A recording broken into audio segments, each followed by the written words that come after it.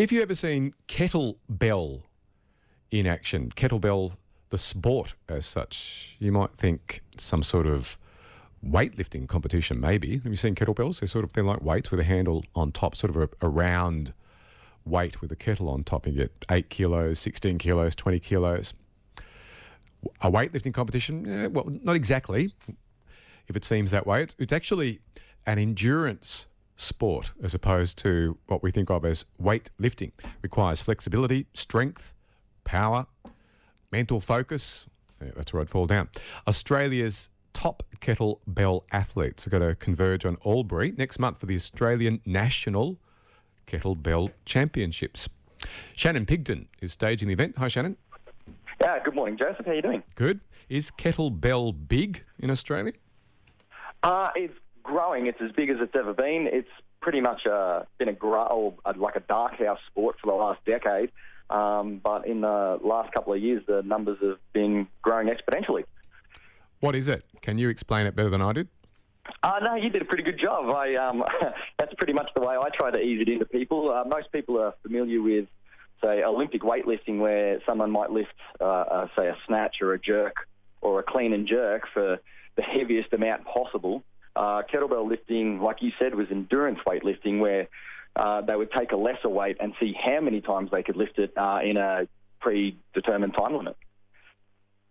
And how many times is typical? So the traditional competitions have a 10-minute time limit, and if, say, in the snatch, if somebody could knock out 200 snatches in 10 minutes, that's pretty good going. And for a clean and jerk, if people are getting up around the 100 mark, then you're starting to set world records. Yeah, all right. I believe that. That sounds heavy. How is kettlebell judged then? I mean, how do you win?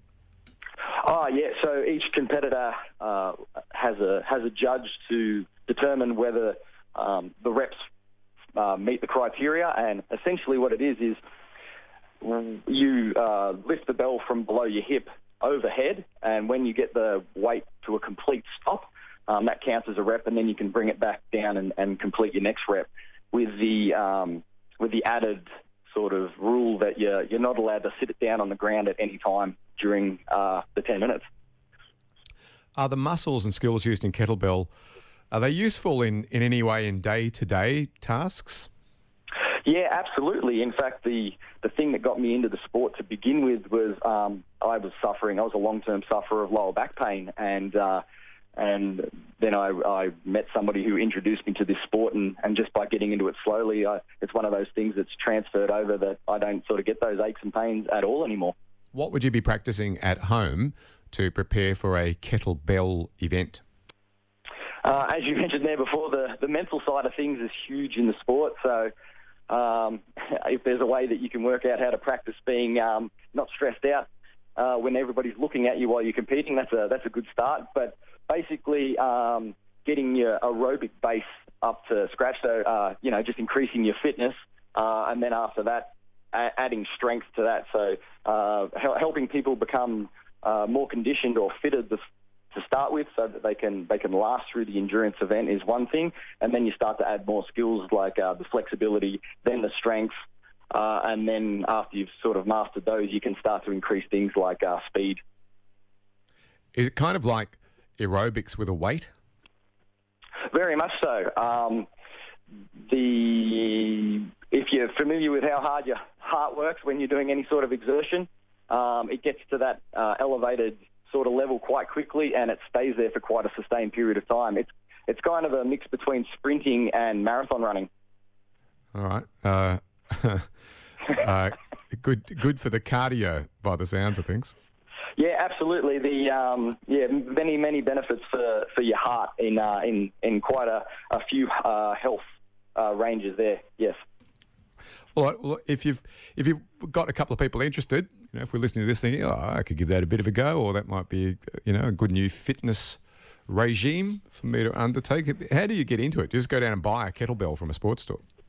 Well, yeah, pretty much. Actually, most of the people who've been playing around in the sport for the last, 10 years are athletes who've just been training themselves in their garage. So it's one of those sports where you can practice it anywhere at any time.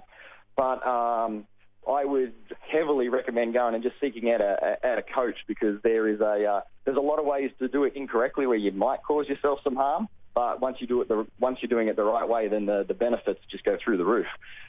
In terms of checking out the sport, I'd go down to any of the local competitions. There's one on in Bendigo this weekend. It's the last one of the calendar before the Nationals, where people are just free to come and spectate if they want.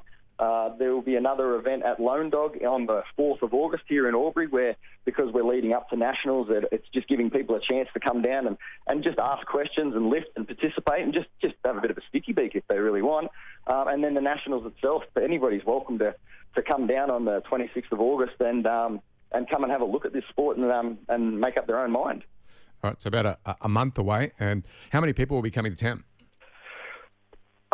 We are expecting maybe 50 to 75 athletes from all over the country. Throughout the calendar year, we've had people visiting us from Canada and Norway, Russia, New Zealand, all people coming from all around the world to sort of join into the sport when they're here. So hopefully we might attract a few more international raiders for the last big event of our calendar. And yeah, we don't really know how many people will come wandering through the door to check it out on the day, but we're expecting it to be quite a big event, the biggest event we've had so far. All right. About a month to go, so you can think about maybe it's going along and seeing if you watch it. Maybe we'll have a look at that and be interested enough to get involved from there if you have never otherwise been involved in Kettlebell. So the championship's coming to Albury second half of next month. Shannon Pigdon, thank you very much for half explaining Kettlebell to us as well as telling us about the championships. My pleasure, Joesph. Shannon Pigdon, who is staging the Kettlebell Championships.